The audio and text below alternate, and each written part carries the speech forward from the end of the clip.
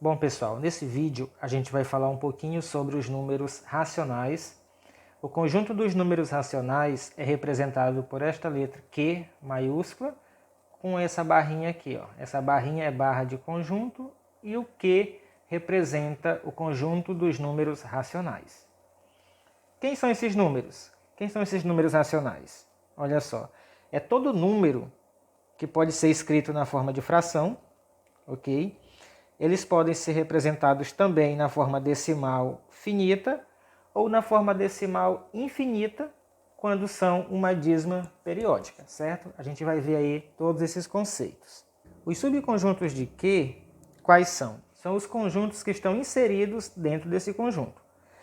A gente sabe que, primeiro, nós temos o conjunto dos números naturais n, aonde estão inseridos todos os números inteiros positivos. Então eu tenho o 0, o 1, o 2, o 3 e assim infinitamente, né? Todos os positivos estão aqui. Eu tenho também, como já sabemos, né? Nós temos um conjunto chamado de conjunto dos números inteiros. Aqui é o natural, inteiro positivo, e eu tenho um conjunto que é chamado de conjunto de números inteiros Z. Nesse conjunto Z, ele vai abrigar todos os números positivos, que seriam os naturais, e os simétricos dos naturais, que são os negativos, viu? Como negativo não entra aqui, eu coloco aqui no Z, negativo e positivo. Então eu começo aqui com a reticência, vou colocar, por exemplo, poucos elementos, né? Menos 2, menos 1, 0, 1, 2, vírgula, reticência, porque o conjunto é infinito, né? E eu fecho aqui com a chave. Então eu tenho o conjunto natural e o conjunto inteiro, ok? Esses dois conjuntos, todos eles estão contidos dentro do conjunto Q. Por quê? Porque o conjunto dos racionais são os números que são fração. Para mim ter uma fração, por exemplo, eu preciso ter, olha só, uma fração A sobre B. Eu preciso ter dois números inteiros para ser uma fração, concorda? Por exemplo, a fração meio é 1 sobre 2, ó, inteiro, inteiro. Se eu quiser uma fração, por exemplo, uma fração negativa, dá para fazer? Com certeza, ó. A sobre B, eu poderia ter a fração menos meio, né? Menos 1 está aqui e o 2 positivo está aqui, ó. Então eu posso concluir que o conjunto dos naturais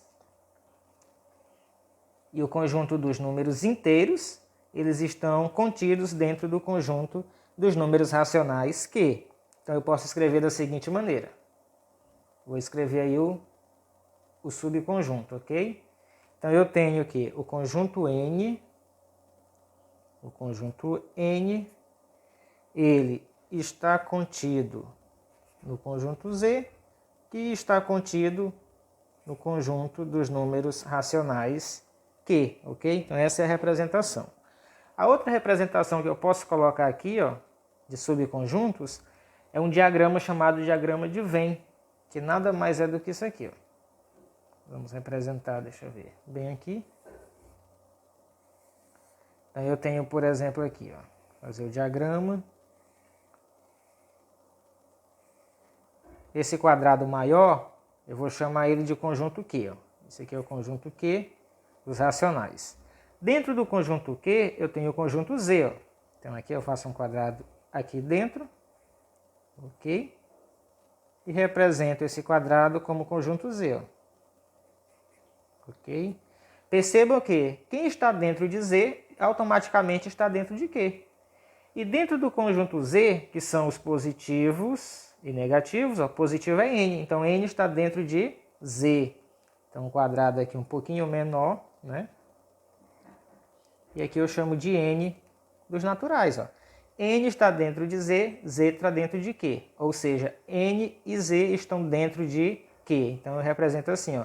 N está contido em Z e Z está contido em Q, que é a mesma coisa de dizer que N também está contido em Q. Essa é a nossa representação aí de subconjuntos, beleza? Nós vamos ver então qual seria a representação dos números racionais, né? A definição para representar esses números. Então aqui eu tenho a representação do conjunto dos números racionais, ok? Representado pela letra Q maiúscula. eu tenho a seguinte representação. É uma fração, A dividido por B, tal que, essa barrinha aqui representa tal que, A pertence ao conjunto dos números inteiros Z e B pertence ao conjunto dos números inteiros Z asterisco.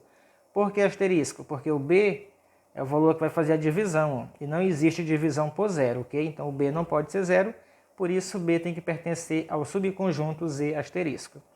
Para quem esqueceu essa relação de pertinência aqui, ó, de elemento para conjunto, eu vou deixar aqui na descrição do vídeo, ok? O link do vídeo que eu falo sobre essa relação aqui de pertinência entre elemento e conjunto, ok?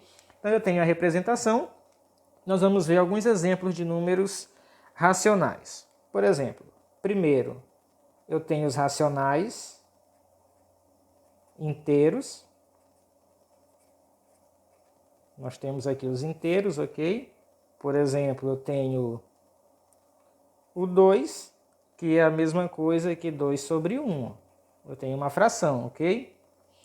Eu tenho também aqui, ó, por exemplo, um valor negativo, menos 4, que também é uma fração, né? Menos 4 sobre 1 é a mesma coisa que menos 4, certo? Então eu tenho isso aqui.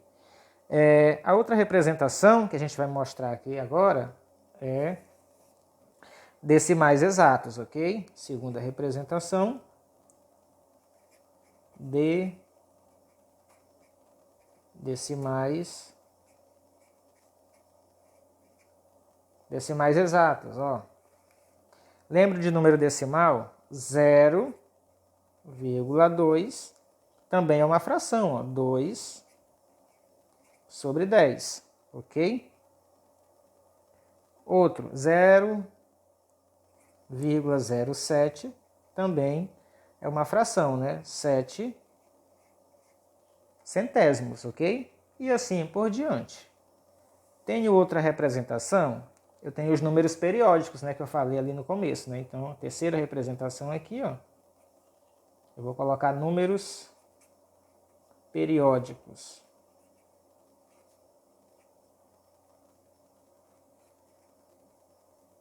Números periódicos, ok? Quem são esses números? São aqueles números decimais infinitos, porém eles têm um período, é uma parte que se repete, ok? Se tem uma parte que se repete, esse número eu também posso transformar numa fração, logo ele é um número racional, beleza? Por exemplo, 0,333, aí a reticências, né? Simboliza, significa que ele é um número infinito aqui.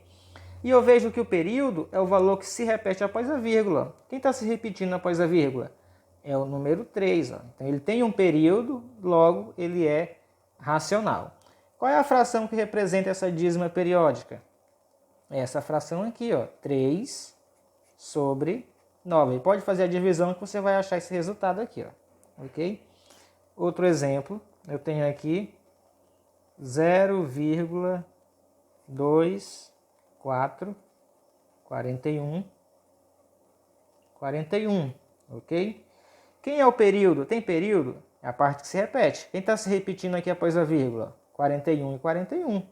Então, meu período é 41. Logo, é uma dízima periódica, ok?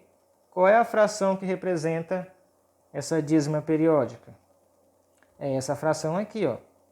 239 sobre 990. Ok?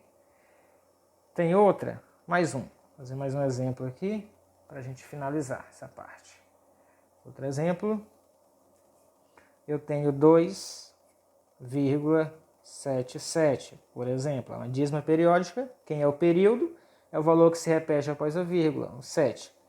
Qual é a fração que representa essa dízima periódica? É a fração 25 sobre 9, ok? Então é isso aqui, ó. Esse é o nosso estudo sobre os números racionais. O que são números racionais? São números que podem ser escritos em forma de fração. Eles podem ser decimais exatos, ó. Vejam que aqui não tem um período, o número ele é finito, ele é exato. E pode ser um número infinito. Quando é que ele é infinito? Quando ele tem um padrão, um valor que se repete, aí eu digo que esse número ele tem um período. Por isso que eu chamo isso aqui de dízima periódica, porque tem um período, uma parte que se repete. Logo, eu consigo transformar isso aqui numa fração, logo isso aqui é racional, ok? Então é isso aí.